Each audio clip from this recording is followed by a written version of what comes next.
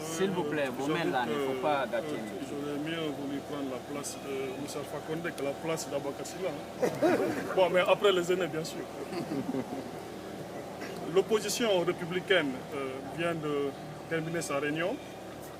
Nous exprimons ici de façon nette, claire, que nous soutenons M. Abakar Sylla et nous exprimons toute notre solidarité face à l'agression qu'il a subie, à la tentative d'assassinat.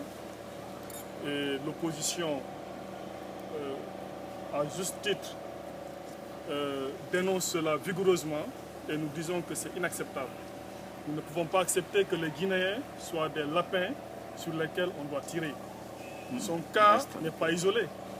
C'est un cas de plus constaté avec nous, qu'il y a eu beaucoup de Guinéens, des citoyens qui ont été tués sans que justice ne soit rendue.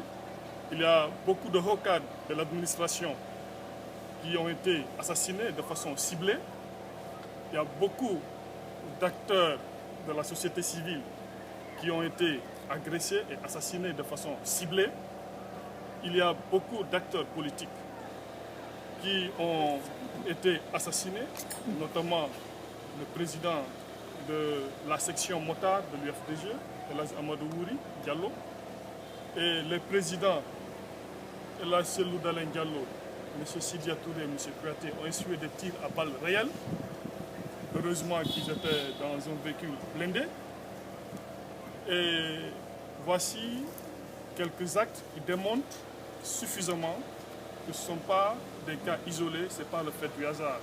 C'est bien orchestré, c'est bien planifié et pensé.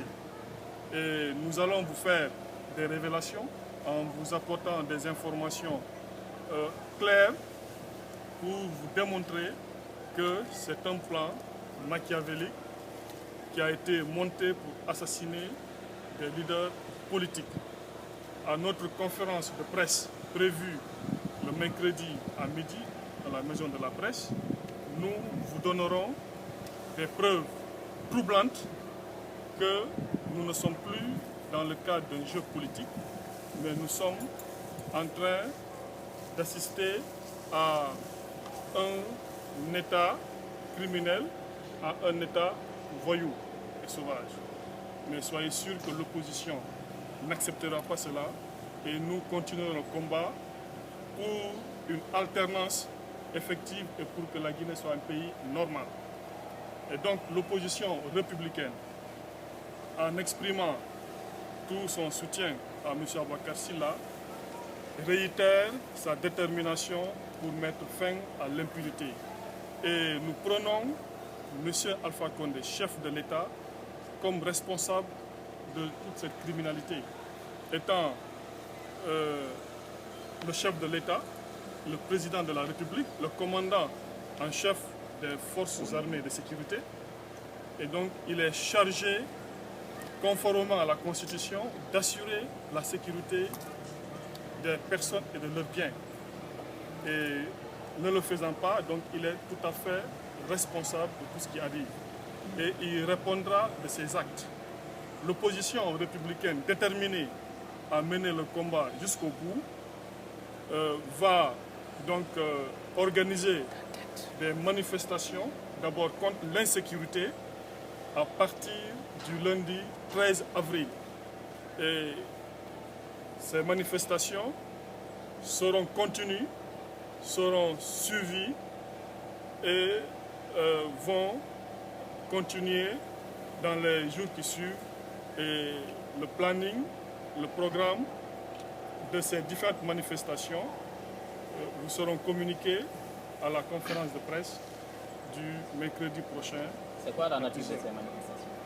Il y aura une marche contre l'insécurité à laquelle marche nous allons associer les acteurs de la société civile, les organisations de défense des droits humains, les diplomates seront informés et nous allons mobiliser toutes les forces vives de ce pays pour mettre en place une synergie forte pour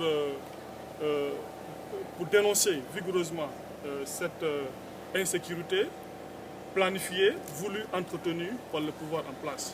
Est-ce que ces manifestations ne concerneront que Conakry seulement ou les villes de l'intérieur? Nous allons étendre nos manifestations et notre lutte sur l'ensemble du territoire national.